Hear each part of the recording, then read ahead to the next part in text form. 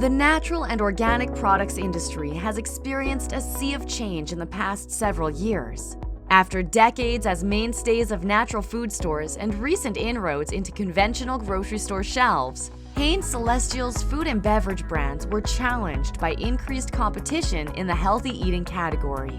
The company increased product speed to market and speed to value and aggregate cross-functional information in a systemic way.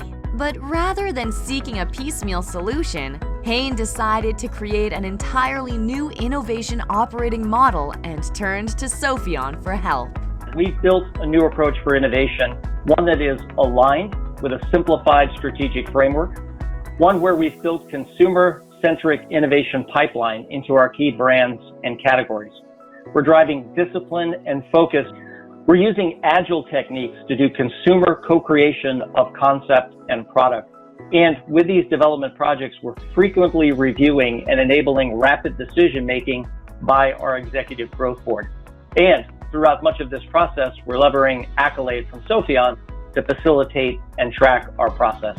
For more on how Sopheon works closely with companies Hain Celestial to harmonize new product development processes, phased approvals, and portfolio visibility, visit Sopheon.com.